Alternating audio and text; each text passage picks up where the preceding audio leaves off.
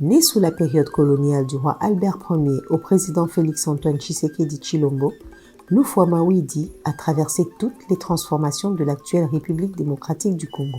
Natif de Yanda dans le Congo central, très tôt, ses origines et ses talents l'ont fait distinguer de ses congénères. Bon, Papa Lufwa est originaire de l'actuel Congo central, dans la contrée de Gombe Matadi, précisément de Kamba, la Nouvelle-Jérusalem. Bon,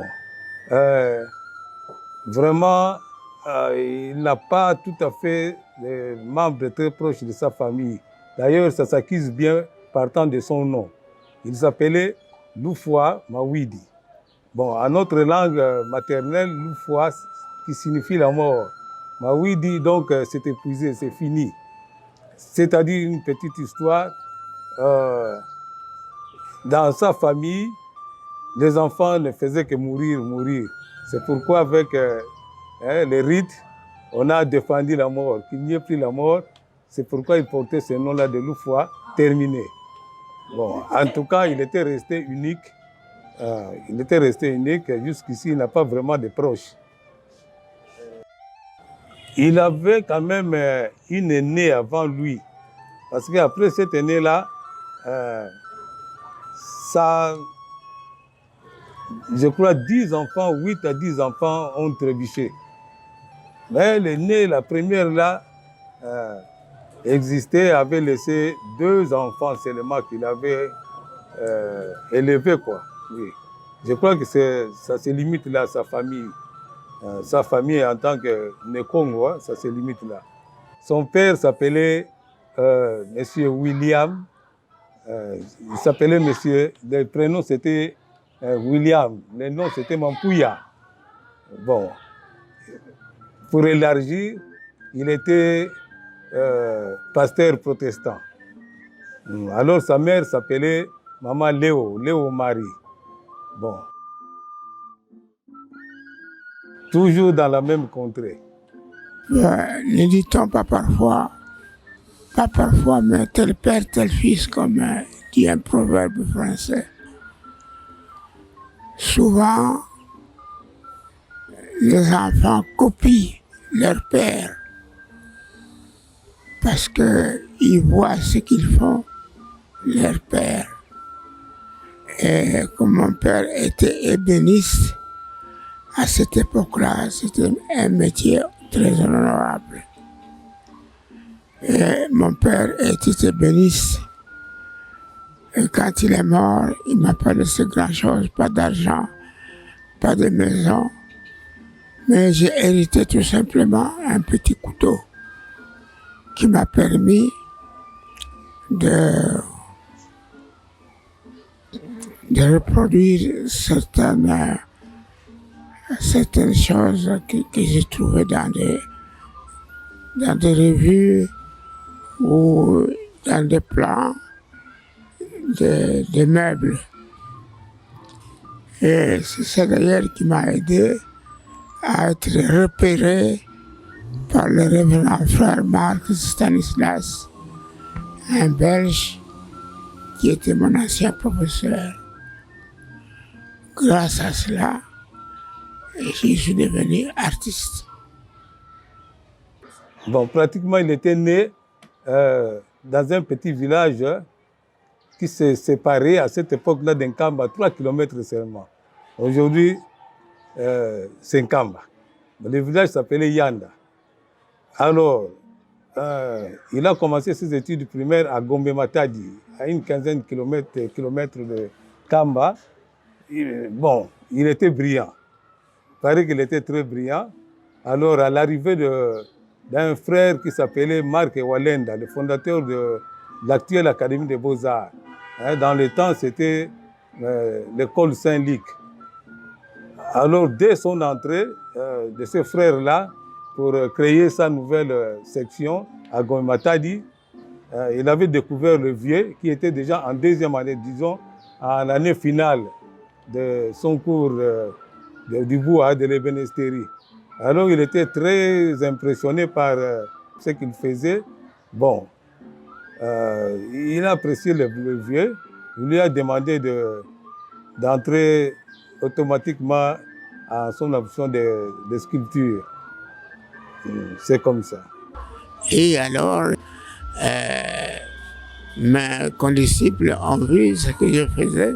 Je reproduisais certaines décorations sur le plan de mobilier qui était réalisé par les étudiants de l'Europe qui apprenaient la menuiserie dans les écoles techniques. Et ils sont allés m'accuser chez le frère Marc. Et ils ont dit au frère Marc, mais celui-là, ce sera un bon élément. Voilà ce qu'il fait, ça et ça et ça et ça. Alors, frère Marc a demandé qu'il me le dise. Comme ça, je pourrais aller les visiter à son école Saint-Luc qu'il venait de créer en 1943. Et j'étais le premier élève inscrit à cette époque-là à l'école Saint-Luc de Ngombe Matadi. Et bien là, j'ai trouvé mon précédent qui avait déjà mis 3 mois de formation. Winangwane Jacob, il est mort malheureusement il y a quelques 15-20 ans. 5 ans plus tard, le cadre et la clientèle ne prétendent pas à l'émergence de l'art plastique, le frère Marc Stanislas et son apprenti seront contraints de délocaliser leurs activités de Ngombe Matadi vers Kinshasa. De fil en aiguille, c'est comme ça que naîtra en 1957 l'Académie des Beaux-Arts de Kinshasa, où André Loufoua fera partie des premiers professeurs. Vous voyez, à cette époque, frère Marc avait du mal pour installer sa section de l'art à Ngombe Matadi. Parce que le monde colonialiste disait que l'indigène n'était pas approprié à ce genre d'études, de travail. Bon. En même temps, les frères aussi, sa congrégation de frères des écoles chrétiennes était un peu équidistant de ses ambitions. Alors, c'était par sa propre poche. Il avait quand même une famille un peu importante en Belgique qui finançait pour son opération. Parce que ce soit le gouvernement colonial comme sa congrégation, en tout cas, ils avaient des réserves. Alors, raison pour laquelle on a découvert qu'à Ngombe Matadi, c'était un milieu très restreint. C'était difficile pour s'épanouir en art. Hein? Bon. Alors, l'école devrait être transférée ici à Kinshasa. C'est cette raison-là. 2 ans à peine, on avait transféré l'école ici, là où se trouve l'Académie des Beaux-Arts actuelle. C'est pour cette raison. Là, c'était à l'intérieur, c'était vraiment un peu étouffé. Vous voyez, l'art, ça demande quand même une classe un peu importante là. Là, c'était bâclé. Une école de beaux-arts à l'intérieur, à l'époque, ça ne donnait pas bien. Et c'est comme ça qu'ils ont décidé de l'amener à Kinshasa. Et petit à petit, le frère Marc Walenda a amené ses élèves ici à Kinshasa et on leur a donné ce site de l'Académie des Beaux-Arts qu'il a amélioré, où l'école fonctionne jusqu'à aujourd'hui. Alors, raison pour laquelle on avait transféré cette école ici à Kinshasa. Ce n'était pas de son gré, plutôt c'était une recommandation que la nature a fait que l'école soit transférée ici. Bon, en tout cas, il était parmi les précurseurs. Bon, avant lui, il y avait déjà un qui à peine avait fait 3 mois ou bien 6 mois, avait désisté. Lui, il fit le deuxième. Mais actuellement, c'est lui le précurseur, le premier. Parce que l'autre là avait abandonné. En tout cas, c'était en 1948, je n'étais pas encore né quand on avait transféré l'école ici à Kinshasa. D'ailleurs, à cette époque, il était encore élève à cette école. Quand il avait terminé ses études, 2 ans après, il s'est marié. Bon, attention, à ce moment-là, le monde était strict. Il devrait d'abord terminer ses études, s'asseoir aussi, c'est-à-dire une certaine stabilité avant de former une famille. Et quand Walenda, il a ramené l'académie à Kinshasa, il a aussi ramené Loufoua. Et Loufoua à l'académie, on le considère comme un maître. comme un maître,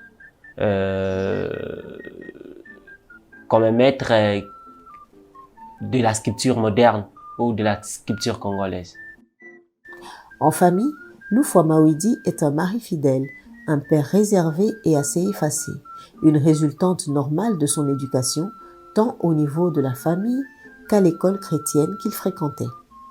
Vous voyez, il était orphelin de père et de mère, hein, une famille très restreinte. Bon, il fut élevé par les frères des écoles chrétiennes compte tenu de ce qu'il avait comme avenir, quoi. Bon, de ce qu'il propageait comme sa nature était bon. Alors là, vous allez vite comprendre qu'il avait acquis une éducation tout à fait chrétienne. Bon, et puis il s'approchait beaucoup à devenir un frère comme ça demandait à cette époque.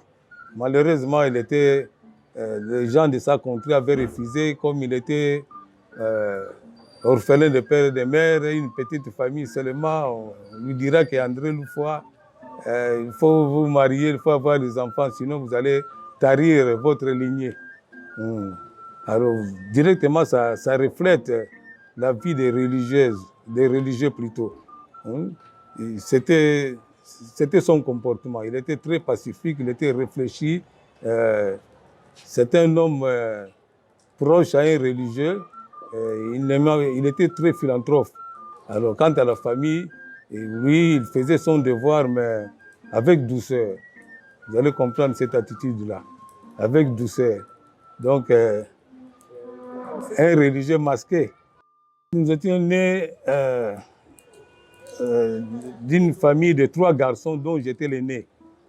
J'étais l'aîné, bon, à un certain temps, c'est Dieu qui donne, c'est lui aussi qui reprend. Il avait repris mes 2 frères.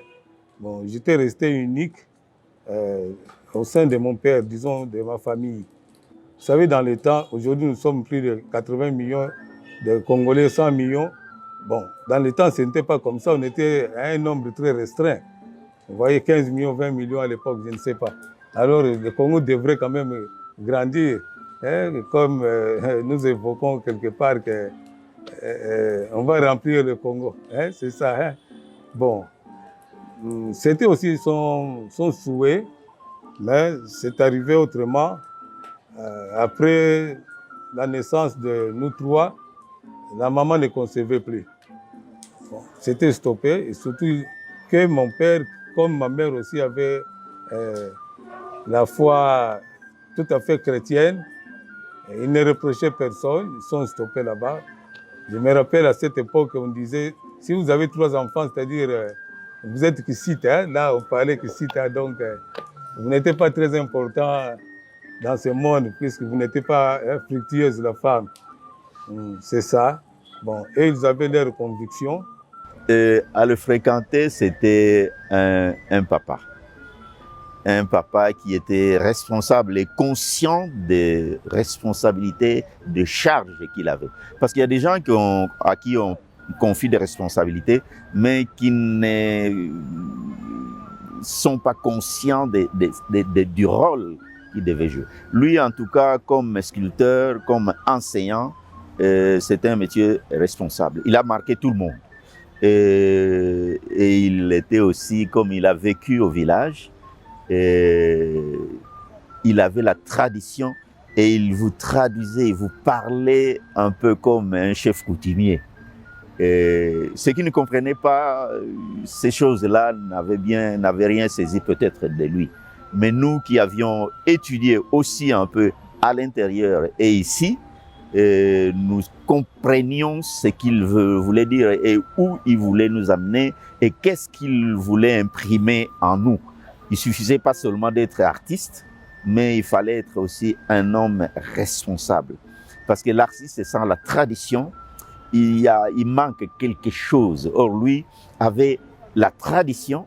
Il est parti de la tradition parce qu'il est venu du village de l'intérieur et venu à Kinshasa pour venir enseigner avec les frères. Donc, c'est quelqu'un qui était en même temps de la civilisation blanche et de la tradition congolaise ou africaine que nous étions à l'époque.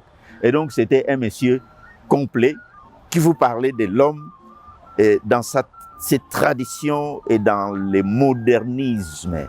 Et pour l'artiste, c'est très important. C'était un gars humble, un homme cultivé, un homme qui était en avance par rapport à son temps parce qu'il a connu le succès, les voyages, les rencontres avec les stars internationales et des expositions à l'étranger avant l'indépendance. Avant la période des indépendances africaines, il a connu tout ça. Il a connu Senghor en face. Il n'a pas entendu parler de Senghor. Il a connu Senghor. Vous voyez, il a dirigé des artistes africains, rwandais, sénégalais, de tous bords. Il a été en France, il a été aux États-Unis, il a été au Canada, il a été un peu partout. Avant les indépendances, il était déjà dans le livre, le dictionnaire des personnes connues, avant que Wikipédia n'existe. Donc c'est un monsieur qui était très humble. Sincèrement, c'était un papa calme, très éloquent et un bon conseiller aussi. Et ce qui m'a attiré, c'est ce calme-là. Et à part ce calme, c'était un artiste talentueux, un bon sculpteur, réaliste. Il suffit de voir ses œuvres en bois pour en être convaincu. Et un jour, lorsqu'il vivait encore à Kasavubu, j'avais eu cette chance-là de le fréquenter. Pas régulièrement, tout en l'amenant à côté de moi une de mes œuvres, parce qu'il devait quand même apprécier. Et lorsqu'il a vu mon œuvre, il a dit qu'en tout cas, non, petit, vous avez des talents, mon fils. Vous avez des talents. Parce que je me disais, voilà, je dois quand même faire quelque chose qui peut au moins me rapprocher de mes aînés, de mes parents. Et Loufa Maui dit, c'est un grand sculpteur. Et il savait très bien tailler le bois. Je sais bien qu'il a utilisé beaucoup de techniques, mais moi, le bois étant une matière de prédilection pour moi, je me suis dit en tout cas, je dois faire comme lui. Ce que j'ai puisé chez lui, c'est premièrement la finition de l'œuvre bien faite. Donc ces œuvres étaient appréciables. Et si son nom a franchi nos frontières, ce n'est pas pour rien. Parce qu'à travers les ouvrages, on a vu qu'il était en contact avec le roi Baudouin. Vous comprenez? Avec le président Léopold Sédar Senghor. Vous comprenez? Ce sont des grands noms. Alors, il a défendu la valeur de la sculpture congolaise moderne. Et pour moi, des gens comme ça, je dois quand même les adorer. Je m'excuse le terme. Autre temps, autres mœurs. Durant les années 1960-1980, André Loufoua-Mawidi est jeté aux oubliettes. Ce sont ces jeunes apprentis d'hier qui fricotent avec le pouvoir en place et raflent les marchés. Mais le géant ne flanche pas dans ses convictions, il continue à exercer son art et sa passion. À un certain moment, il s'est dit, bon, je vais essayer un peu la politique. Parce qu'on venait d'être indépendant en 1960 et c'était parmi les élites sur lesquelles on pouvait compter dans le Bas-Congo. Et comme la province du Congo central était là où il y a le quartier général de l'armée, à Mbinza là-bas, c'était le quartier général. Lui, il est allé là-bas, il s'est occupé de, je ne sais pas quel département, peut-être la culture, mais c'était un grand métier. Donc, il a abandonné l'enseignement, il a quitté l'enseignement pour s'occuper de la politique au gouvernement provincial du Congo central. Mais il n'a pas abandonné la sculpture, il a continué à œuvrer, à faire la sculpture, parce qu'il était quelqu'un qui marquait sa génération. Et donc s'il avait abandonné, il aurait créé un vide qu'on regretterait aujourd'hui. Mais il a bien fait de continuer à ça, la politique. Après, il n'a plus fait la politique. Il a continué à faire la sculpture chez lui. Et il a fait des expositions Et vous allez à la foire, par exemple, de Kinshasa, il y a les batteurs de tam-tam qui est là, un monument dont on parle. C'est un de ces derniers monuments dont on parle. Vous savez, à cette époque-là, après l'indépendance, quand on avait accédé à l'indépendance, le pays avait vraiment tout à fait changé de visage. Même lui aussi, quelque part, était un peu découragé. Il fut professeur à l'Académie des Beaux-Arts. Mais vers 1963, il était un peu découragé parce qu'il n'avait plus de preneurs. Donc, les gens qui achetaient les œuvres étaient la plupart les expatriés, les Belges, bon, les Européens. Ils étaient partis. Vous voyez, ça, partant de lui-même, il était découragé. D'ailleurs, je me rappelle, une fois, il avait embrassé l'administration dans le gouvernement provincial. Le Congo central à cette époque. Il a abandonné l'enseignement. Il était un peu frustré. Quel sera l'avenir de l'art si on continue avec cette allure au pays? Bien qu'il s'était plongé dans l'administration, mais l'âme d'un artiste. Vous voyez, parfois, surtout lui, le précurseur, surtout à cette époque-là, il était vraiment le précurseur. Un artiste. C'est un homme... comment je dirais, c'est un homme très pacifique. Il est là pour faire égayer les autres à travers son art. Il avait embrassé l'administration, mais 2 ans plus tard, ça n'allait pas. Il a regagné son art dans son petit atelier. Bon, petit à petit, il s'est retrouvé. Évidemment, lui me disait que je travaille beaucoup pour la gloire. Pas seulement pour l'argent, mais pour la gloire. En tout cas, je crois que c'est vrai aussi plus que. Il est enterré aujourd'hui sans récupérer ne fût-ce qu'un petit rond de ses droits d'auteur. Mais à travers le monde, il est bien connu. Il était satisfait au moins de ça. C'est une vocation. Un vrai artiste. Il y en a qui n'ont pas connu des vies aisées, mais ils ont continué à pratiquer leur art. C'est un peu le cas pour moi. Et si je change un peu d'orientation, c'est toujours dans l'esprit de la culture. De sa nature, il n'était pas... Il était très souvent dissimulé. Et puis, vous savez, chaque époque, chaque période a ses réalités. Bon, certains artistes avaient leurs ambitions, bon, ils travaillaient aussi de leur manière. Vous allez comprendre mon langage. Bon, et dans la nature, les uns cherchent parfois à étouffer les autres. Bon, tout ça, vous allez comprendre. Mais lui, au moins, il était dans sa droiture. Bon, je me résume, c'est l'œuvre d'art qui détermine la grandeur de son artiste. On peut citer beaucoup dans notre pays de la même discipline que mon père, mais à travers le monde, vous savez, ici, il est un peu méconnu. C'est dû à beaucoup d'éducation massive, bon, tout ça, l'instruction, les possibilités financières, parce que pour découvrir ou bien acheter une œuvre d'art, il faut avoir les possibilités, bon, entre nous, qui est vraiment présent dans cette envergure, c'est difficile.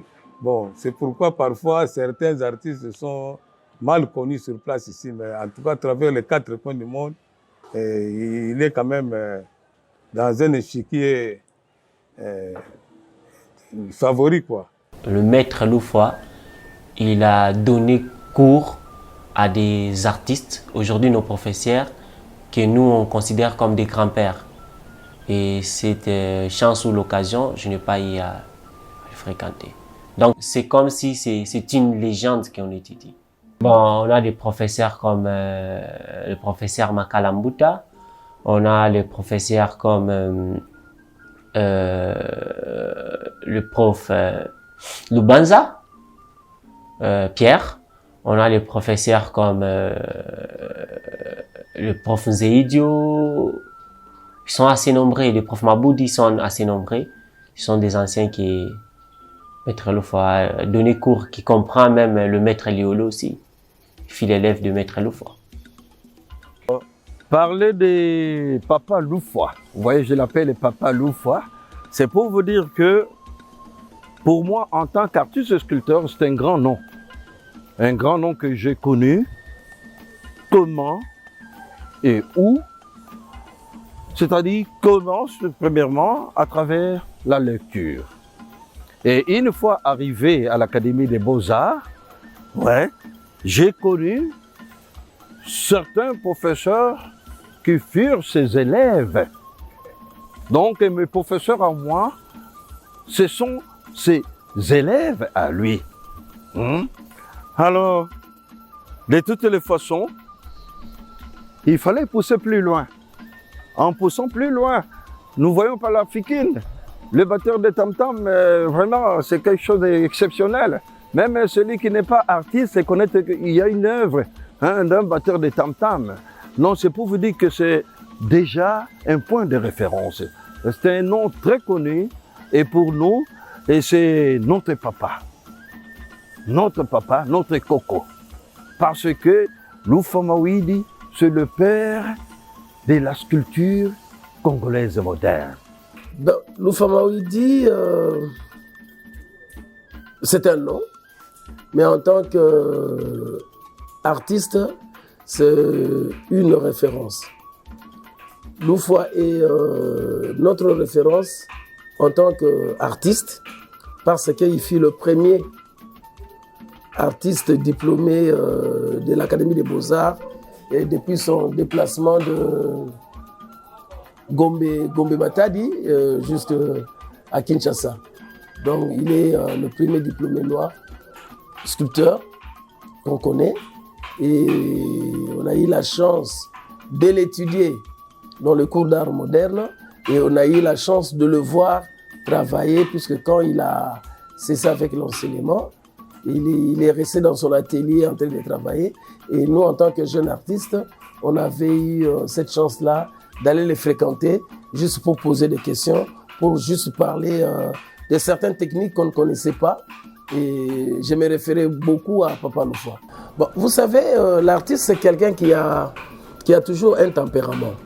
Aujourd'hui, je ne dirais pas que je connais Loufoua de fond en comble, mais je pense que si je dois juste le comparer, et pendant le moment où je le fréquentais comment? Je me rends chez lui à la maison, il m'a dit, je pose la question, papa est là? Non, papa il est dans l'atelier. J'entre, je le trouve en train de travailler. Ah bonjour mon fils, bonjour. Papa Loufoua, moi c'est Chamala. Ah mais Chamala, je connais déjà, tu es passé l'autre fois, oui. Bon, Papa Loufoua, je suis venu parce qu'il y a quelque chose qui me dérange. Et là, il reprend ses habitudes d'antan, ses habitudes d'enseignant, ses habitudes de professeur avec un élève ou avec son étudiant. Et là, il est vraiment à l'écoute. Et il t'écoute. Et quand tu poses ton problème, et Papa Loufoua commence à t'expliquer. Vous savez, Papa Loufoua a sculpté beaucoup de femmes. Et moi, quand je grandissais, je me disais, je suis un artiste des femmes. Mais alors, je me disais, s'il faut expliquer pourquoi vous aimez la femme, vous allez voir que vous n'aurez pas une réponse concrète. Et un jour, je suis allé voir Papa Loufoua pour lui demander que représentait la femme pour lui. Et c'est là où j'ai eu cette anecdote qui dit que la femme, c'est l'harmonie. La femme en soi, c'est Dieu. La femme, c'est la ligne même. La femme, c'est la ligne continue. Et ça, je le détiens de Papa Loufoua. Et quand il parlait de la femme, tu sens la finesse avec laquelle Papa Loufoua sculptait ses sculptures de féminin. Et vous allez voir que c'est quelqu'un qui avait cette harmonie-là. Il disait la femme, c'était une passion. L'harmonie de l'être. Et c'est comme ça qu'il voit. Je le voyais comme un Dieu quand il y a eu l'idée de créer la femme. Parce qu'il n'y a que Dieu qui pouvait savoir. L'homme qui est endormi et que la femme, quand il s'est réveillé, quand la femme a pris corps et vie, Dieu a admiré ou pas. Mais on voit cela dans l'artiste, on voit cela à travers les œuvres de Papa Loufoua.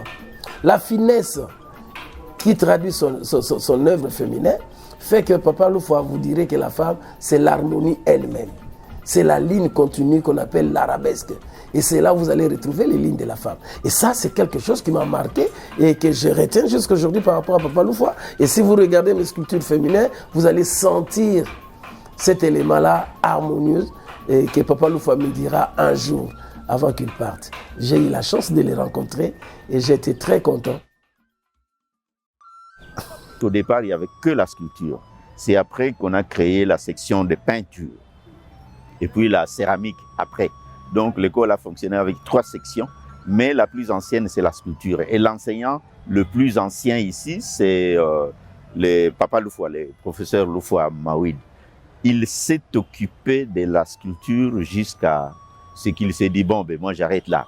Mais il a beaucoup marqué l'Académie des Beaux-Arts, les gens qu'il a formés, entre autres, moi je l'ai eu. Moi je suis arrivé ici en 1958 et j'ai commencé ma première année ici, dans la section de peinture. Mais nous suivions certains cours ensemble avec les élèves des sculptures. Et il m'a donné spécialement les cours de fusain, donc des dessins. Et c'était un monsieur plutôt qui maîtrisait les choses. Et ce n'est pas pour rien que son nom est resté dans l'histoire, parce qu'il maîtrisait vraiment les métiers. L'art au Congo est considéré comme un luxe. Ce n'est pas un luxe, c'est une culture. Et la culture constitue une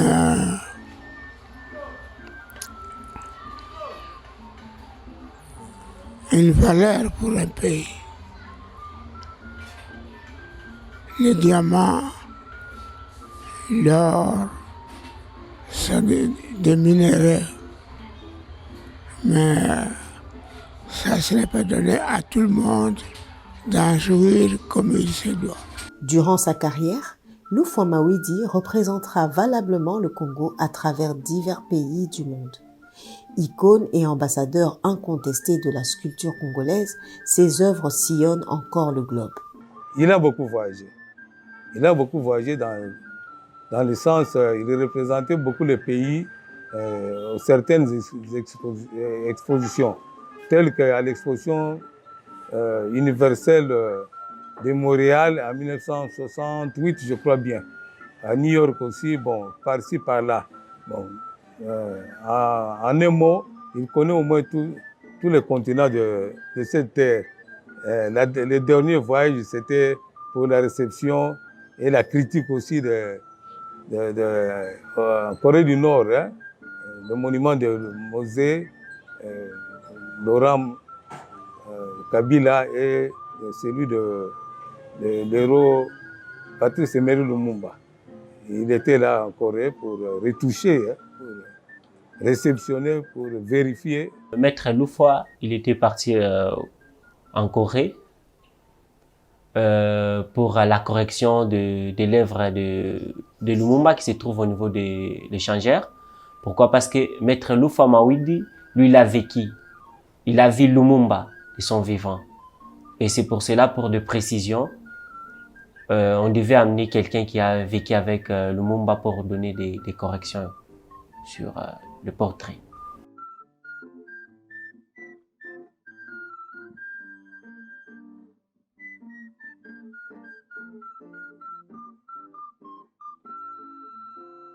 Malgré les dures réalités de la vie d'artiste en RDC, André Loufoua Mawidi n'était pas homme à pleurnicher en dehors des incessantes réclamations de ses droits d'auteur. Avec près d'un siècle de vie, ses plus grandes peines concernent avant tout la survie de son œuvre et de sa mémoire. Il me prodiguait beaucoup de conseils que s'il mourait, il faut que je fasse de mon mieux à privilégier son œuvre dans l'ensemble, de très bien la garder dans l'ensemble. Par exemple, celui de l'œuvre de la foire. Vous savez, une fois, lors de malheureux événements du pillage, bon, on avait écrasé Bouillet, sa figure ici quelque part. Bon, on arrive là-bas, bon, quand il voyait cela, c'est comme si on avait agi chez Bernard. Et ça lui faisait mal au cœur. Alors il me disait en tout cas, il faut toquer toutes les portes possibles, aller chez les avertis, il faut réparer ça. En tout cas, il m'a demandé de sauvegarder son œuvre. Même sur place ici, il avait, je le détiens encore, certains croquis quand il fut encore élève, vers le 1942-43, de Gomatadi jusqu'ici. Gardez ça très bien, parfois ça vaut encore, ça vaudra plus que d'autres histoires. Là, c'est beaucoup d'argent. Bon, même, en même temps, si on parlait de moi et que vous n'ayez ne fût-ce qu'un rien comme vestige dans la famille, ça sera quand même un peu, comment je dirais, un sacrilège, quoi, un sacrilège. Vous parlez de votre père, de votre famille sans avoir quelque chose comme vestige. C'est pas bien, il faut garder ces histoires. Même mes écrits, un jour on les cherchait dans ce monde. Bien qu'ici je suis un peu mal connu, mais à l'extérieur, et puis ça continuera toujours à monter. L'artiste doit être considéré parce qu'il a un apport très précieux pour l'histoire d'un pays. Comme dans la fable du riche laboureur, sentant sa mort prochaine, cette icône de la sculpture n'a pas manqué de remplir la besace de son fils de quelques précieux conseils. Il me disait, le jour où je mourrai, Bernard, même si vous n'avez pas d'argent, ne vous en faites pas. Achetez même le bois de coffrage, faites-moi un cercueil. Mais alors, attention, il faut très bien soigner ces cercueils-là. Que ça soit très propre, bien poncé, ces bois-là. Et puis, il faut très bien garder les angles. Vous voyez? C'est-à-dire, il voudrait me montrer qu'il faut aller jusqu'au bout dans son travail. Il faut que le travail soit assidu, arrive vraiment à son terme. Mais il ne faut toujours pas travailler pour l'argent, surtout l'art. Il faut aussi le travailler pour la gloire. C'est ça qu'il m'a prodigué comme grand conseil, ce que je détiens encore. Parmi les différentes réalisations du grand maître, quelques-unes ont fortement marqué la mémoire et la conscience collective. Je citerai en premier lieu, parce que celle-là a presque franchi tous les horizons. Nous avons les fameux batteurs de tam-tam à la Fikine. Bon, la première a été érigée en 1968. Les autorités de la foire ont remarqué que l'œuvre était vraiment avalée parce que l'esplanade était vraiment très vaste. C'est pourquoi on nous a demandé de reproduire alors en grand, en 2 fois. On a reproduit le deuxième, c'était une année après. Alors, celle-ci va mesurer le double, c'est-à-dire 7. Aujourd'hui, le batteur des tam-tam, c'est devenu l'emblème du pays ou l'emblème de la capitale. L'œuvre qui se trouve au niveau de la Fikine. Chaque fois qu'on allait le voir, il avait quelque chose de nouveau à nous présenter. Loufoua nous parlait beaucoup. Dans son entretien, il faisait souvent usage à la sagesse africaine, à la sagesse Congo. D'ailleurs, on a essayé de faire des recherches. On a trouvé que lorsqu'il a réalisé la statue de la Fikine, on lui a passé la commande. Loufoua est allé puiser dans la tradition Congo.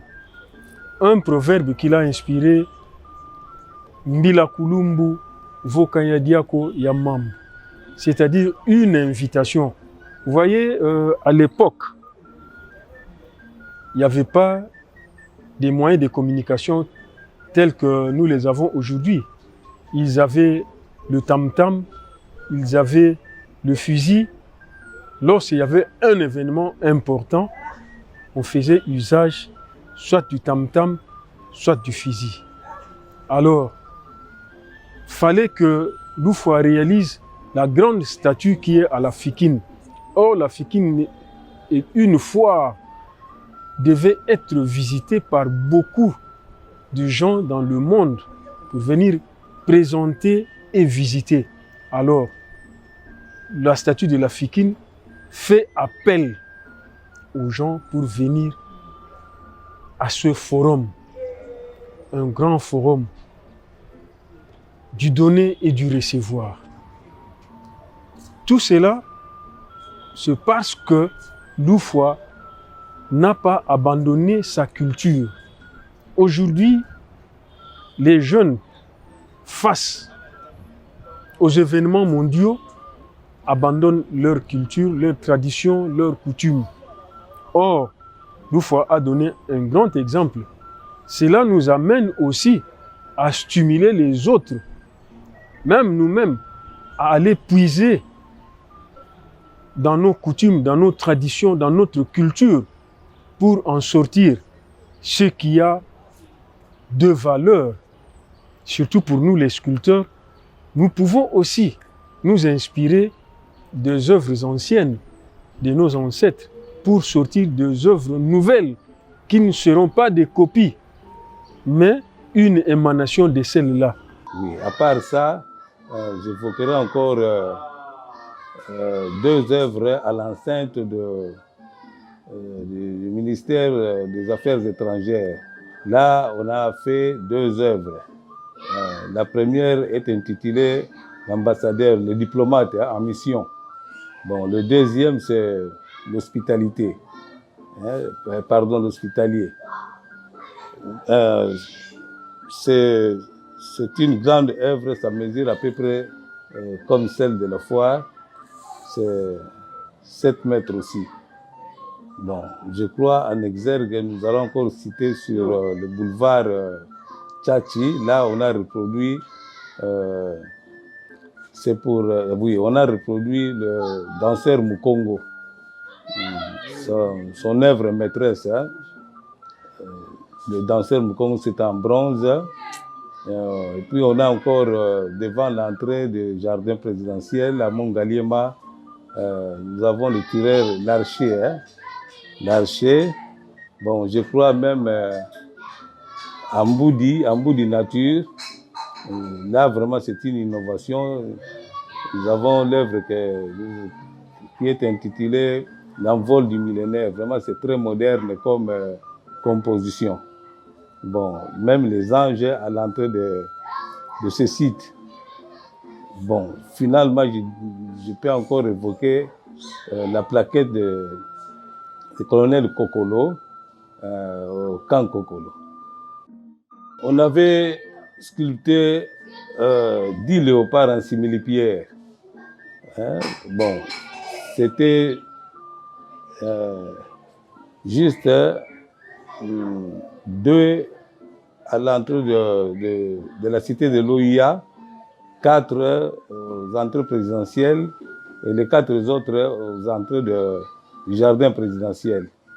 Bon, malheureusement, on les a tous cassés lors de l'entrée de l'AFDEL. Bon, c'est un peu déplorable parce que ce sont les œuvres qui étaient signées, c'est-à-dire dont on connaît l'auteur. Et puis, quelque part, on a appris à l'école que c'était les œuvres de Maître Loufoua. Bon, on les a cassés. Normalement, c'est notre totem, les léopards. Il faut les reprendre. Par notre grande surprise, on apprendra qu'ailleurs, on commence à reprendre ces travaux. Or, en matière de droit d'auteur, ça ne se passe pas comme ça dans des milieux vraiment bien organisés. D'ailleurs, je me rappelle une fois mon père, parce que c'était vraiment choquant pour lui de voir ses œuvres soit traitées de la sorte. Il avait écrit à la présidence que, en son absence, son fils, c'est-à-dire moi, qui serait peut-être à la hauteur de reprendre ses œuvres. Là, en tout cas, ce sont des lois bien établies à l'UNESCO. Bon, à l'absence d'un membre de famille de l'artiste ou bien de son acolyte, souvent on fait passer par un concours, ce qui n'est pas fait. Bon, Aujourd'hui, j'apprends qu'on est en train de réhabiliter ces léopards. Bon. Alors, la signature, ce sera comment? Vous voyez, c'est un décalage qu'on est en train de faire dans toute une génération. Parce que la génération précédente ont appris que c'était les œuvres de Loufoua. Bon, aujourd'hui, ce sera... vous voyez, on ne transforme pas l'histoire. Là, c'est une composition de Maître Loufoua, de mon père. Bon, vous savez, dans un temps comme ça, on parlait beaucoup de ce qui concerne le viol, surtout dans notre pays. Alors, lui, il savait lier l'art et la société, disons la vie. C'est pourquoi il a composé. Vous voyez, c'est un buste d'une femme. Les jambes sont tout à fait jointes. Donc, c'est intitulé Le Refus. Donc, elle n'accepte pas, elle ne veut pas. Donc, rejetons le viol. C'est ça à peu près la philosophie de cette œuvre. Bon, ça, ce sont deux œuvres qui se trouvent au musée, au musée national de l'art moderne. Bon, ici nous avons l'esclave. Ce sont des anciennes œuvres. L'esclave, ça date de 1948. Bon, cette œuvre, c'est le porteur de Calebas. Idem, ce sont les anciennes, c'est de 1948 aussi. Alors, il se trouve au Musée national de l'art moderne congolais. Oh bon, c'est un peu comique. Hein? Cette œuvre est intitulée Déesse. Déesse, vous allez comprendre, Déesse. Bon, ici nous sommes en train de... Ça, c'est un modèle. Ça nous sert à reproduire en métal, principalement en bronze. Bon, c'est intitulé Déesse. Déesse, vous voyez sa forme un peu idyllique. Bon, un peu de comédie là-dedans. Hein. Bon, ça montre aussi la beauté de la femme. Devenir, être reconnu comme un icône, ce n'est pas facile. Il n'y en a pas beaucoup qui le sont. Et ceux qui le sont, ils laissent une histoire au monde. Que tel pays du monde, il y a eu un tel qui a fait ceci ou cela. C'est pas le diamant, c'est pas l'or qui fait la valeur d'un pays, mais c'est sa culture. Pour moi, l'art, c'est le plus beau métier qui puisse exister. Et je suis né peut-être artiste, mais maintenant je vais mourir comme artiste.